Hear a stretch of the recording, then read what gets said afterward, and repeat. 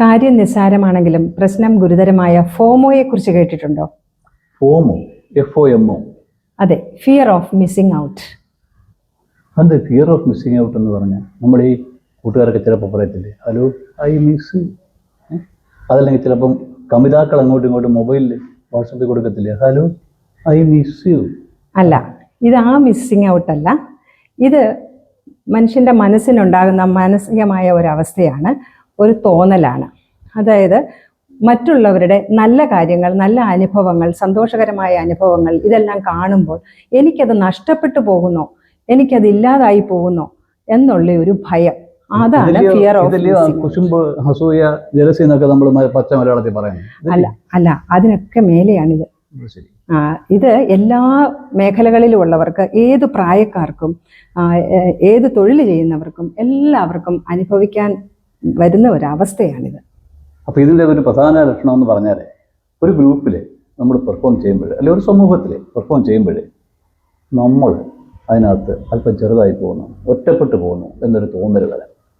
സമൂഹത്തിൽ നമ്മൾ ഒറ്റപ്പെട്ടു വരുന്നു എന്നൊരു തോന്നൽ. ഇപ്പം തന്നെ ഉദാഹരണത്തിന് എല്ലാവരും കൂടി ഒരു പ്രോഗ്രാം, തിരുവാതിര പോലെയുള്ള ഒരു പ്രോഗ്രാം ചെയ്തുകൊണ്ടിരിക്കുകയാണെന്ന് വിചാരിച്ചു. എല്ലാവരും ഒരുപോലെ സ്റ്റെപ്പ് വെച്ച് നല്ല രീതിയിൽ ചെയ്തുകൊണ്ടിരിക്കുക. പക്ഷെ അതിനകത്ത് തോന്നുവാണ്, ഞാൻ അത്രയും ഒക്കുന്നില്ലേ, എൻ്റെ സ്റ്റെപ്പുകൾ ശരിയല്ലേ, ശരിയായിരിക്കാം, എന്നാലും അങ്ങനെ ഒരു ഫിയർ വരിക.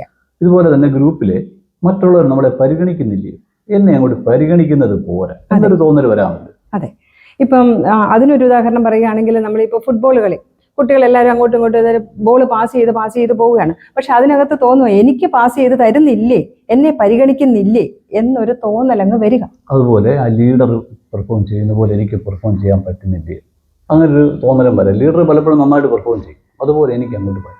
അതെ, ഈ ഗ്രൂപ്പ് ഡിസ്കഷനൊക്കെ പോലെയുള്ള ഡിബേറ്റ് അങ്ങനെയൊക്കെയുള്ള ഓരോന്ന് വരുമ്പോൾ ഏതിലായാലും ആ ലീഡർ ചെയ്യുന്ന പോലെ എനിക്കത് പറ്റത്തില്ലേ, എനിക്കത് ചെയ്യാൻ പറ്റുന്നില്ല, എനിക്കത് പറ്റുന്നില്ലല്ലോ എന്നൊക്കെ വരുന്ന ഒരു മാനസിക. നമ്മൾ ചെറുതായി പോകുന്നല്ലോ എന്നൊരു ചിന്ത പലപ്പോഴും വരും. അതെ, മറ്റുള്ളവരുടെ മുമ്പിൽ നമ്മൾ പലപ്പോഴും ചെറുതായി പോകും. അങ്ങനെ വരുന്ന ചില കേസുകളുമുണ്ട്. അതെ, ഇപ്പം അതിനൊരു ഉദാഹരണം എന്ന് പറഞ്ഞാൽ, ഈ കല്യാണങ്ങൾക്കും ഒക്കെ അതുപോലെയുള്ള ഫംഗ്ഷനൊക്കെ പോകുമ്പം നമ്മൾ ഓരോരുത്തർക്ക് ഗിഫ്റ്റ് കൊടുക്കുന്ന ഒരു സമ്പ്രദായം ഉണ്ടല്ലോ. അപ്പം അങ്ങനെ വരുമ്പം ചിലർ കൊടുക്കുന്ന 1000 രൂപയായിരിക്കാം, ചിലർ 10,000 രൂപയായിരിക്കാം. ഈ 1000 രൂപ കൊടുക്കുന്നയാൾ അയാൾക്ക് കിട്ടുന്ന കാര്യം മുഴുവനായിരിക്കും കൊടുക്കുന്നത്.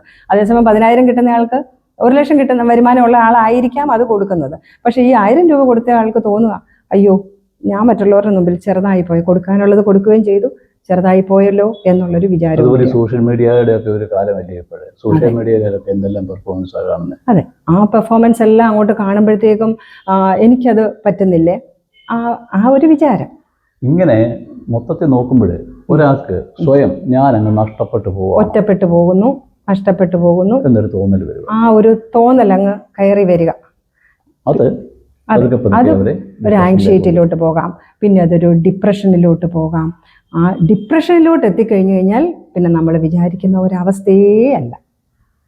അതുകൊണ്ട് ഇത് കാര്യം നിസ്സാരം എന്ന് വിചാരിച്ചാലും അത്ര നിസ്സാരമല്ല. അതെ, ഇതൊരു ഗുരുതരമായ പ്രശ്നം ഗുരുതരമാണ്. അതെ. ഓക്കെ, നന്ദി, നമസ്കാരം.